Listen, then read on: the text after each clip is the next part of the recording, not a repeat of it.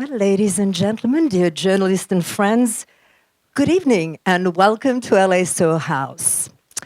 We're really truly happy to see you here tonight because we know you're going to share a very special evening with us.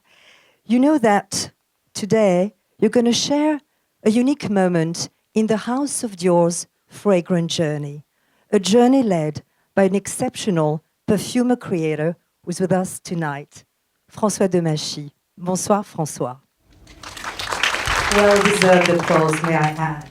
In a few moments, you'll be the very first to discover the new Dior Homme campaign and ad visuals, and the very first to meet the international talents behind it all. Of course, we're talking about British actor Robert Pattinson and trend director Romain Gavras. Let's now discover the 60 seconds TV spot right now.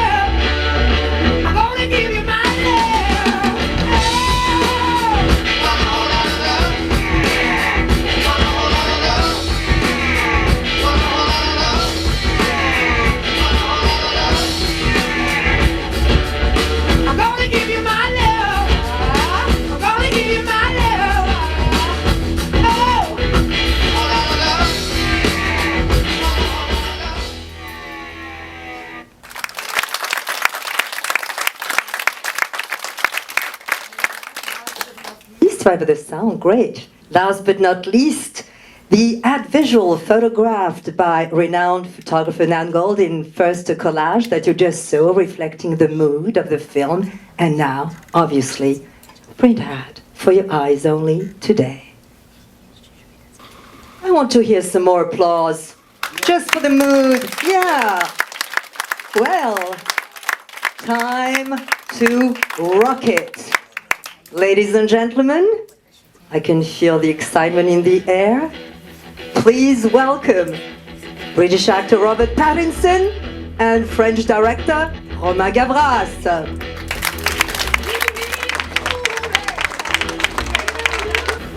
Take a seat.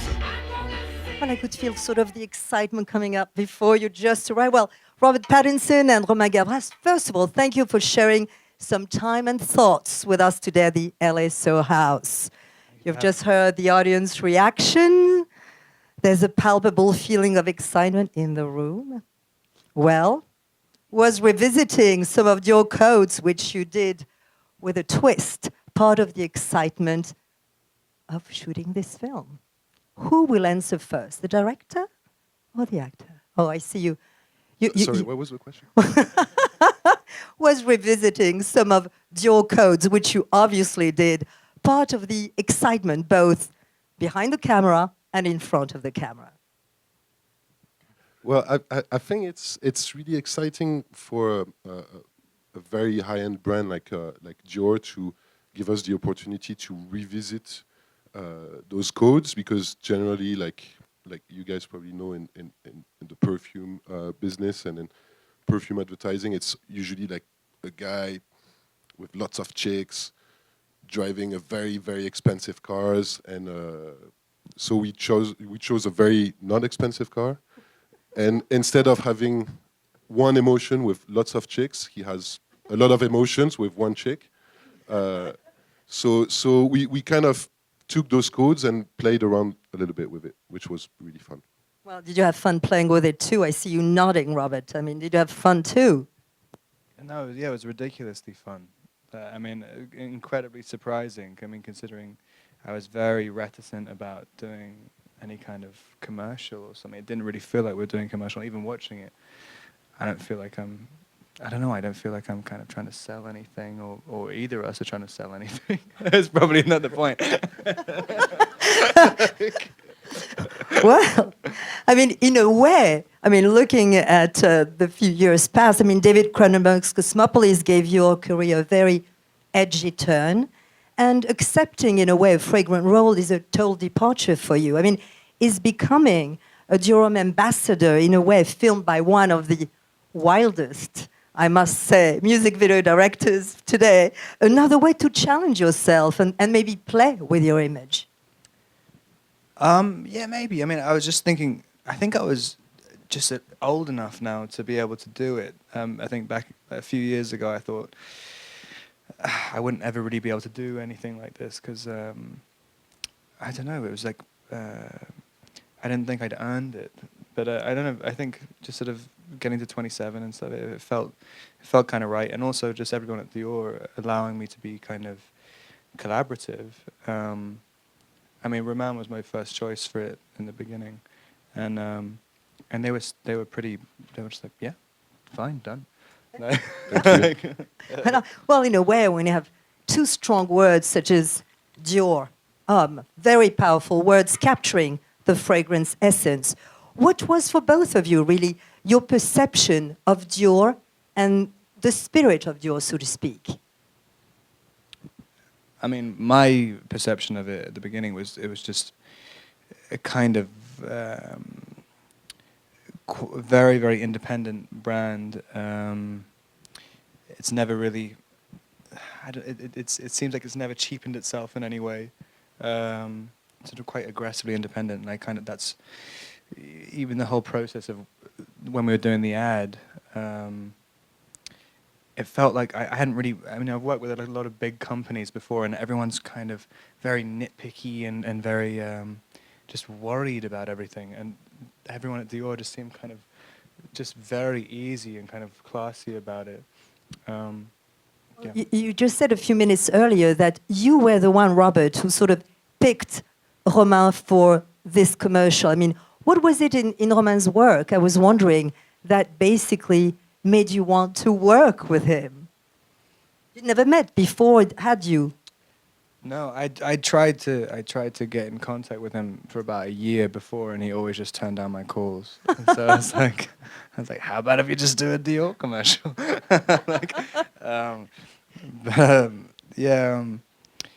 I don't know. I just always felt there was an energy. There was something. I was talking to somebody else in Paris a while ago about before I'd worked with you, saying, you know, a lot of it is like violence without meaning, without end, and like, but there's a kind of gleefulness to it as well. And I was and they were saying it as a criticism, and I was like, but that's like. That's kind of how I see the world in a lot of ways, and life in general. And I was thinking, and it captures an energy which is very, what I thought was really zeitgeisty. Yeah, and that's kind of why I wanted to do it. And also very kind of the opposite of anybody who's doing commercials, I think. Well, I mean, Romain, when Dior approached you, obviously they obviously knew your films just across the universe, or you know, Our Day Will Come, but also your signature, so to speak. I mean, may I remind that, for instance, your Bad Girls video, I mean, won Best Direction and Cinematography at the 2012 MTV Video Music Awards. So, what were the specific ideas you discussed with Dior's artistic team? I mean, were the things they say, you know, can we do this? Can't we do this? Tell us the truth. What was your creative discussion like with Christian Dior creative team? Well, no, really, you work within a frame because you know you're in a certain type of world, which is very interesting. To in that frame to try to achieve something that's special, and the creative team was really pushing towards that. So it was really challenging, you know, because. At first, you can think, oh, they want something conventional, but no, they were like challenging to push it like further, and Rob as well. So it was really challenging and really unexpected to have fun, as much fun on a commercial shoot. Who really came up with the film concept, the black and white, the approach, the organic feel of it all? I mean, who was it? You? Is it? I mean, did you work at it together? Was it with your team? I mean, who came up with that concept? I think it's a whole it was really an open discussion between the Dior team, Rob, and me and my team. So it was really, it came really naturally. You know, like it needed to have a little bit of freedom and a little bit of space to work and find a few emotions, because it's hard to have emotions in something that short. But yeah, it was really like a conjoint type of work. Yes. I mean, how closely did you two work to in a way, capture the film? Very close. How close? We want to know. Don't tease us with words like that, right? We want to know. I mean, really, I mean, did you, for instance, there's an almost, at point, I don't know if you felt that way, but there's almost like a New York Nouvelle Vague feel. I mean, the fact that it's black and white, and I was wondering if there were some French films or actors, or maybe other films, cult films maybe, that inspired you and that you discussed before shooting or as you were shooting. Well, was it? I don't know. I mean, Die Hard 3 was one of the references. Naturally, a reference for sure. Yeah, what was it? There wasn't really any references. I mean, we kind of. It's kind of, yeah. I mean, we were talking about for a while, like a good. Rob was sending lots. He was really implicated. You were sending a lot of pictures. Yeah. What types? Sorry. What types of pictures? No. Just like references, but really, really interesting references that led the film to where it is now.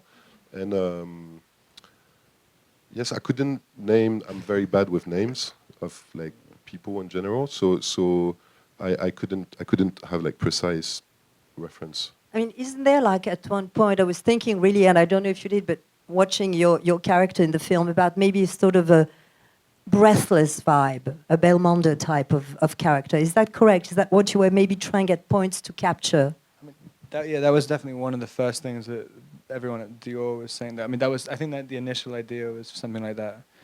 But and I kind of like the idea of, I mean, just Belmondo's character in that. What is his name again? I can't remember. But no, the I can't remember. But like just the idea of it, someone can be kind of a very charismatic character, and you kind of are watching a movie thinking, wow, this guy's really cool, and I kind of want to emulate him and stuff. But really, at the beginning of the movie, he's killed a police officer, like, and you kind of forget, and that's really where all the energy is coming from. And I think that was one of the main things that kind of attracted me to it, to get that kind of dichotomy of emotions. Yeah. Well, Romain, I mean, in the visuals we saw, I mean, really all your visuals celebrate a sense of freedom. This is what Véronique was saying earlier. There's a freedom feel. Wherever you are, these two are really feeling free. I mean, how difficult for a director is it really to capture freedom on camera? I mean, to be edgy, yet give the film a Dior signature, which you really succeeded in doing. Well, thank you. And you're welcome. I think it's really the process around the shoot. Usually, like commercial can be quite heavy, and you have lots of people, lots of crew. And here, because there was like kind of a circle of trust between the brand, Rob and I, they let us kind of do it our way. And our way was minimal crew on set, really like spending time on, like, basically we didn't have like storylines, we had like locations. And then it was trying to mess around and find emotions in each locations. But it was really like in every set, it was, everybody was outside because you need the big crew, but outside the set and on set there was like 3 people, the cameraman, the focus puller, and I. But basically it creates a proximity between the actors to find something, because you don't get even with great actors, you don't get the same thing when there's 100 electricians watching you. I love electricians, but it just doesn't create the same feel. I remember talking to you about the first idea we had was to get to like a relationship which is almost self-destructive, like where you kind of, and that was our first idea, like to kind of say, 2 people who can get they're like I was saying there's like two magnets which are kind of repelling each other, but somehow for a little brief second they've managed to touch each other. So it's kind of something that shouldn't have happened. I mean, and that was kind of what our first idea for the relationship was. Well, Romain was telling just a few seconds earlier that he was talking about a new form, in a way, of male icon. That's the word you use. And Robert, how in a way did you imagine that young man wearing the Dior Homme fragrance? What about, in your mind, his personality, his dreams, his take on life? In a few words, how would you sort of tell us about this male icon that you were, this new form of male icon that you were trying to show us for this film?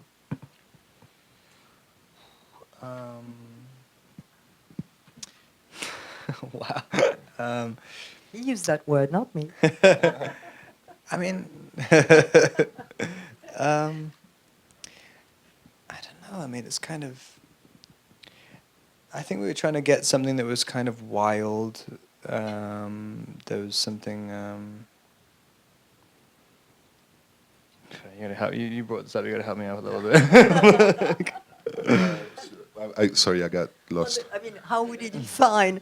Are you listening? Hello. Yeah.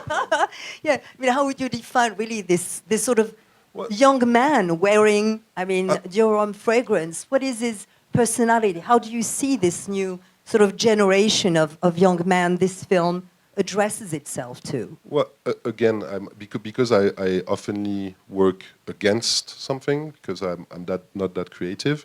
So I work against the past. No. But really, like it's so against the image that that world could bring of a man. Like, and usually it's only high-end places, really rich. And the idea with this is that a modern man, a modern icon, can be anywhere. He can be in a fancy apartment, but then he can be on a derelict beach. Then he can drive like a car that's not fancy, but then he can be in a beautiful party. So it's really like to be able to embrace different worlds and to be at ease and himself everywhere. The whole film, as you said earlier, is about really seduction, from subtle to raw, I would say. I mean, before filming started, I mean, did you discuss together what each of you found seductive in men or women? Many, many times. We want to know those conversations. No, I mean, no, it was quite loose about everything. I mean, and it kind of, it was just all about the atmosphere on set. I mean, it's kind of, it's odd doing so. I mean, I met Camille the day before we started shooting or something, and so it was kind of, it's odd to just go straight into that. And it was an absolute credit to her that she's so kind of, she's genuinely free-spirited and kind of, you know, she's like a very easy person to be around. It made it a lot easier for me because I was still kind of being kind of really reticent at the beginning. But it was about the kind of whole atmosphere of the set. Just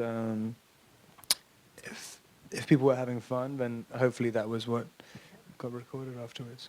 I mean, do you feel that in a way, I mean, watching your film, and you talked earlier about women and men, the relationship nowadays, I mean, do you feel that the masculine, feminine codes have drastically changed really in the last few years, and that the new generation of young men is totally different from what it used to be even 10 years ago? What are they now? I was wondering. So tell us, what do you think? Do you think that the masculine and feminine codes have changed? Well, you're not wearing a skirt yet, so they haven't swapped totally. I mean, would you say that today masculine, the word itself, or feminine, the word itself, have different meanings, have shifted meanings? I think they've kind of always, it's quite a liquid, you know, people are just people. And so it kind of, I think they've always been changing all the time, and it's something that should be changed. It should be organic, if that makes sense. God, I don't know. Am I even saying anything right now? I mean, I can't answer that question. I could sit here and just keep speaking. okay, then let's talk about New York. Okay, New York is your film's third character, in a way. from rooftops to nearby beaches. How did the locations you chose color maybe your directing? Well, it's really hard to film New York because all the best directors and all the best, like some of the best films, have been filmed there. So it was hard to, because either you go really postcard New York, or either you try to not go postcard with New York. And so we kind of wanted to be in the middle. This is why we shot in Rockaway, which is like the beach where we shot, and it was just after the hurricane. I can't remember the name of the hurricane, but it's Sandy, yeah. Sally, yeah.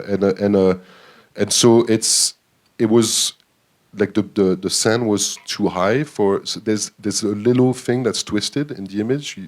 If you rewatch it, you can realize that the sand is way too high.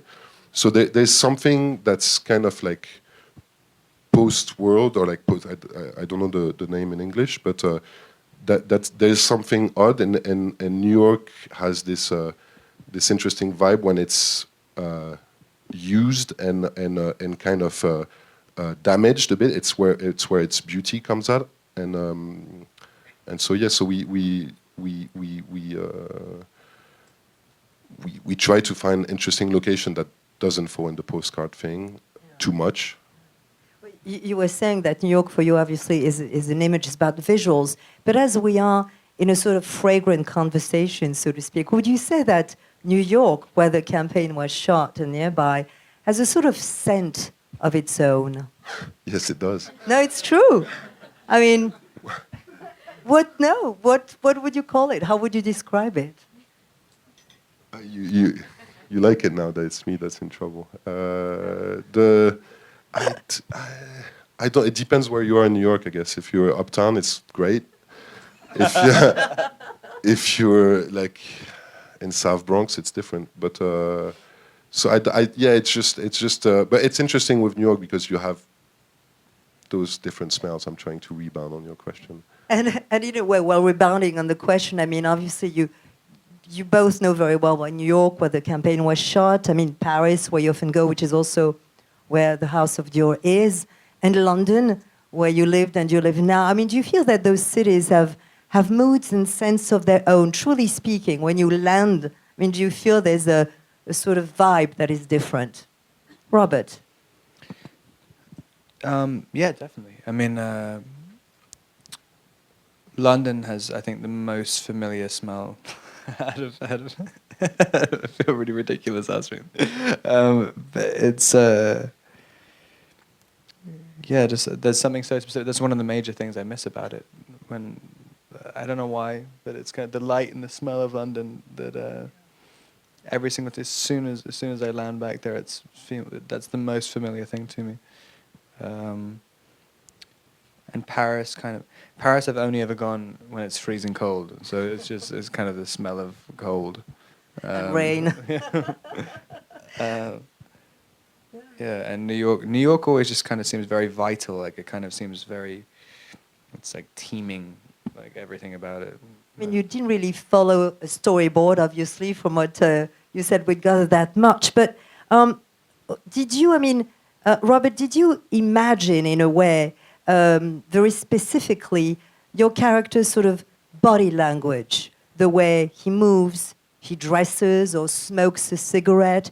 Was it you who came up with all that, or was it Romain who really directed you on that level?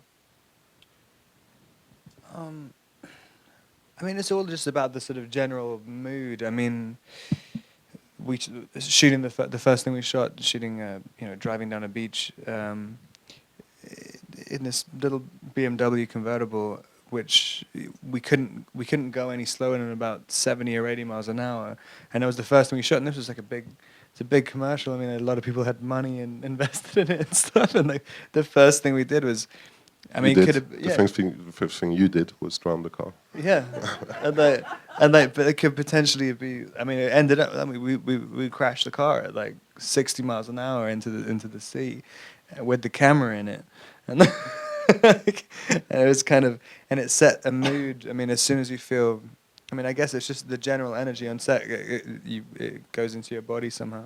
Oh, by the way, I mean, I was just curious, and I'm sure some of you are. I mean, whose idea was the cigarette? Because it's pretty risque for Dior. I can't remember. Like, Who came up with this shot, which I I love? don't. I think you guys were just smoking on set, and at some point we thought it looked good. It looked real. It looked, yeah, and. But it was not like a try hard thing, like, oh, we try hard to be cool because we smoke cigarettes. You don't? No, I do, but that's a personal thing.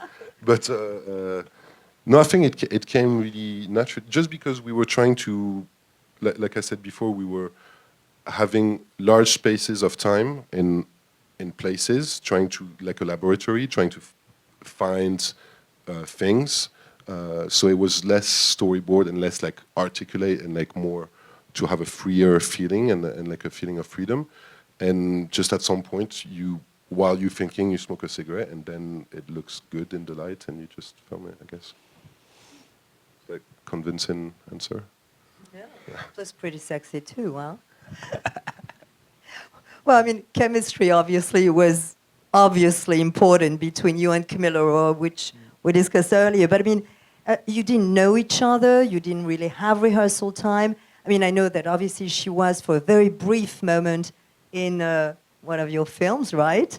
I mean, was it immediately your idea, like, to have her in the film opposite Robert? Well, it was good to have somebody I knew, because it's hard to put somebody opposite Rob, because people can get shy, people can and she was the perfect casting for it, because she really went for it, and you guys really got along. That's how I. Because if I was to play her, I would be shy around you. Well, you'll be able to say something about Camilla, right? No, I mean, that's how I found out. I saw the trailer, the teaser trailer for Roman's movie, and it had this kind of 2-second shot of Vincent Cassel and Camille. Yeah, it was in Our Day Will Come, right? Yeah, and I was thinking it was the first time I'd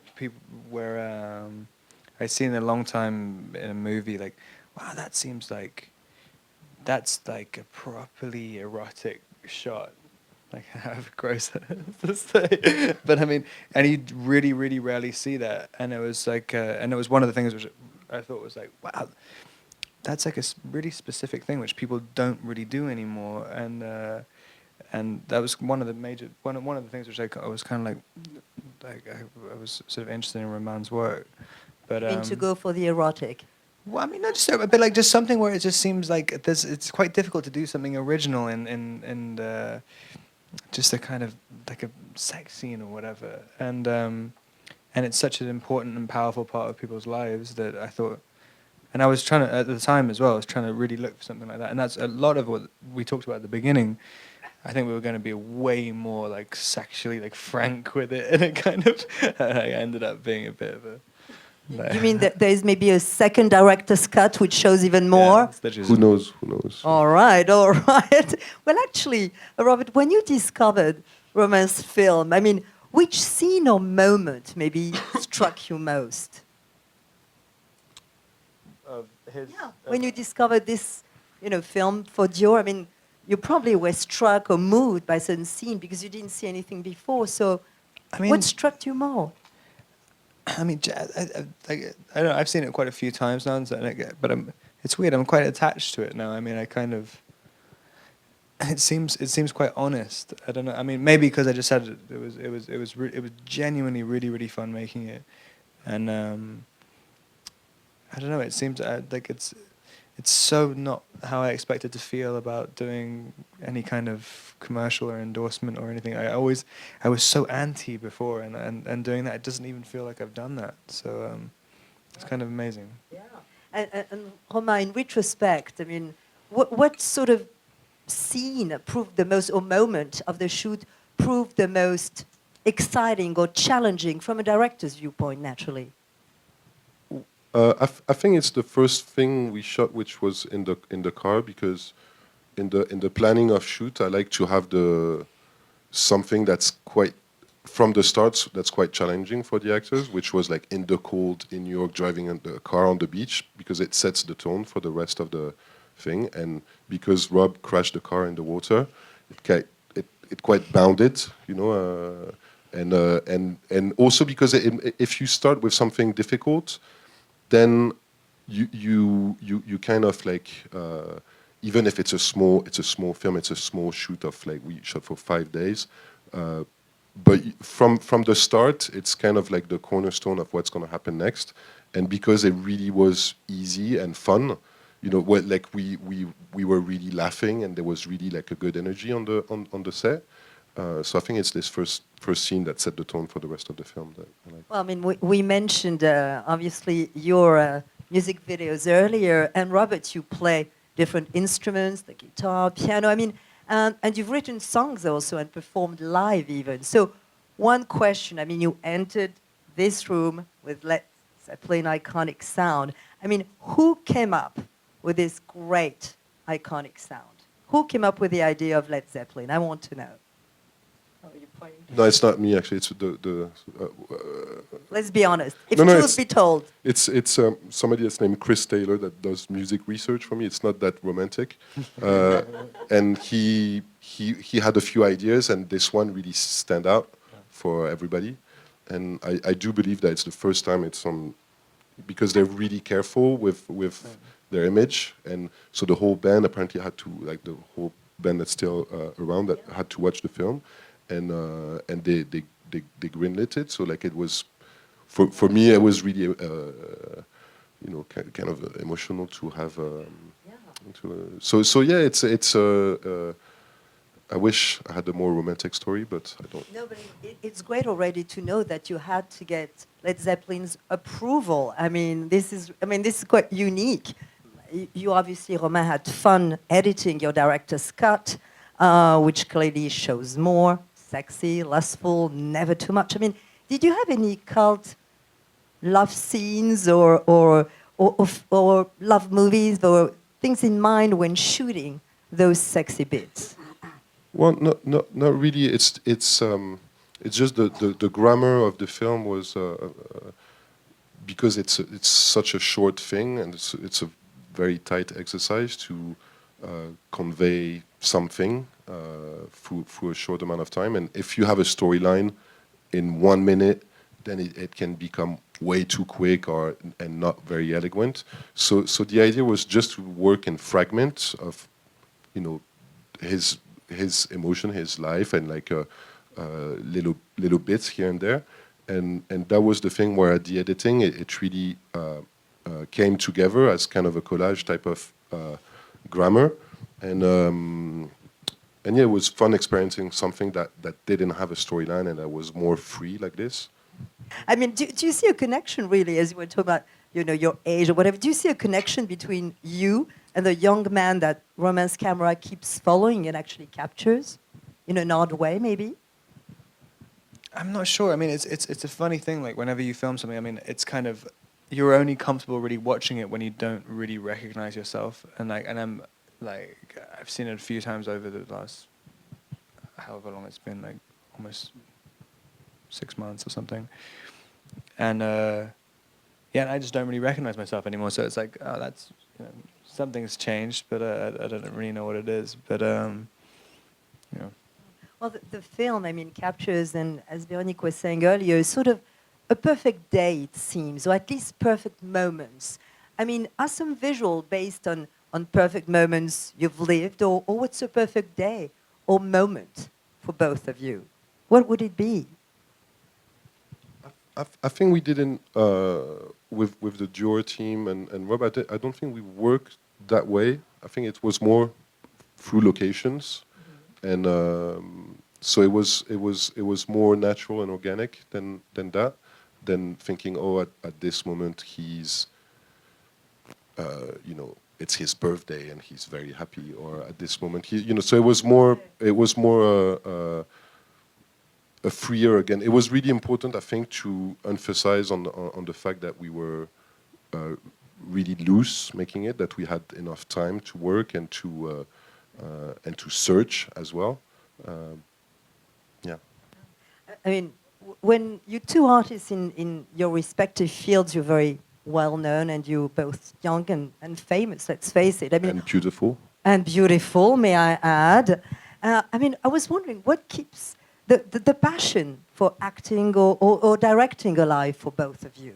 I mean, what makes you tick? We see this young man running a lot, going through motion. What makes you run? What makes you tick today? Dread. No. I mean, I don't know. I mean, in terms of films, I've just always had like a massive respect for film, even before I started acting. And so, once you get into the industry, like, even if I wanted to leave it, I feel like I haven't added what I want to add to it. And I don't know. I mean, I kind of, there are a lot of people. It's this funny industry because a lot of people come to take, and not very many people come to give something. And because I've sort of been relatively lucky in it, like I'd quite like to sort of give something back. And Robert, obviously, I mean, we're talking about how you define cinema and what is interesting for you in acting and in cinema. So let's end on a sort of a fragrant question as we discussing fragrance. If there's such a thing as the sweet smell of success, what would it smell like? And if you could bottle happiness, what would it smell like too? A sweet smell of success. It's an expression. Is there such a thing? I mean, coming from the Twilight world fame, you, of all people, could tell us if there is such a thing as the sweet smell of success. I mean, I guess, I think there's more of a smell of failure than a smell than a smell of success, and it's really obvious to everyone. And happiness bottled up. God, I don't know. Have you got any ideas of this? I'm not there yet, so I don't know the. Oh. All right, well, let's say, would it be Dior Homme? Absolutely. Good. Why don't this is a trick question. This was the whole point of the question. Thank you very much, Romain and you. Robert. Thank you for being with us today. And of course, now, ladies and gentlemen, I hope you have questions in mind. There are mics in back, so please don't hesitate. The mics are there. Wait till they're in your hands and ask your question. Introduce yourself, obviously. Any question? Come on. Don't tell me you're shy. Hello, my name is Belinda from Le Monde, and I have a question. How was it to work with Nan Goldin? She was great. I mean, she's hilarious, and you're talking about free spirits. I mean, like, you can't really get more of a free spirit than Nan. I mean, she's kind of. I mean, she's on her own trip. I mean, it was amazing. I mean, we were kind of. She would be climbing up scaffoldings and stuff. I mean, and having 3 assistants like holding her up, and I mean, doing death-defying acts for pictures, and then it was. But she's amazing. She's like. I knew her work. I didn't know her at all, but and I thought that was one of the other reasons I got into it, because they told me about Nan before I'd even kind of confirmed anything, and I was like, wow, you're choosing cool people to work with. They're great, yeah. And also some of the other ones are like Kim Shapiro, who was working with Roman. Like, I mean, some of those pictures are great. Yeah. I don't, have people seen those? I don't even know if people have seen them yet. Yeah, But, they're really good. Yeah. Yeah, the set pictures. Yeah. But no, it was really fun working with her. Well, this is it. Then, oh, I see the gentleman here wants. Hi there. What was the first fragrance either of you ever bought when you were a young man? Are we allowed to say something that's not your? Yeah, of course. Yeah. Well, it was Booster from Lacoste because when I was a teenager, I thought I was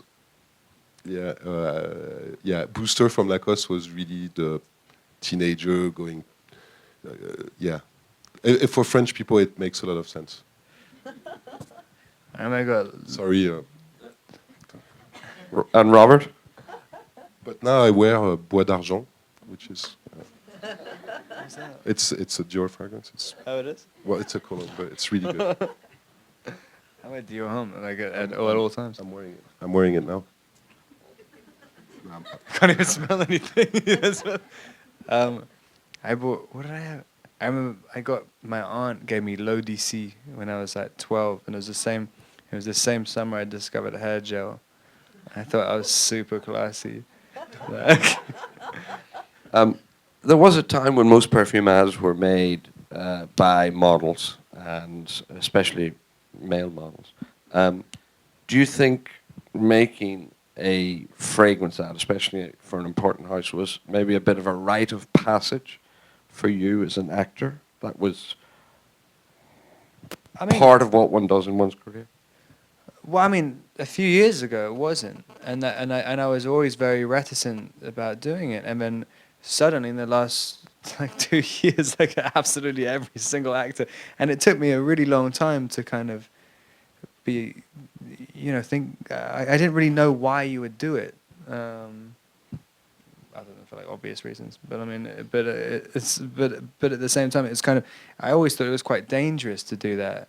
And that's why I was always really hesitant, and it took a lot. I mean, I was like, I really liked everybody at Dior. I mean, they were kind of, they seemed, I don't know, they don't seem like kind of fussy. They don't really seem like. I mean, I'm always very wary of working with big companies, and everyone there seemed like they didn't want to screw you over. I mean, it was just, they just wanted to do something cool, and I was just like, well, I mean, why not? And then every single actor in the entire world did one afterwards.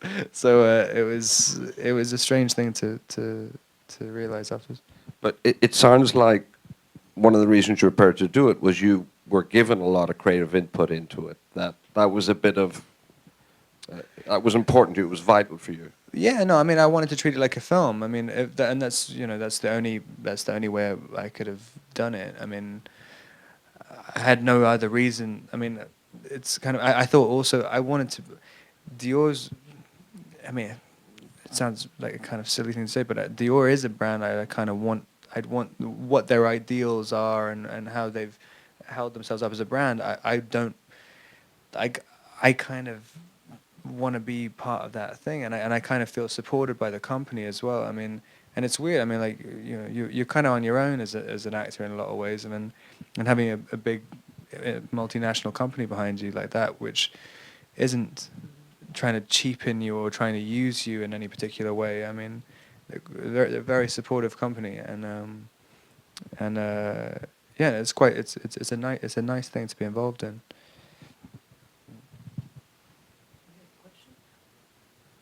Well, thank you very much for being such wonderful Thank you. partners, and you, such a great audience. So, ladies and gentlemen, please give a warm hand Thank you. to Romain Thanks a lot. Gavras and your new face, Robert Pattinson. Thank you all. Thank you as well.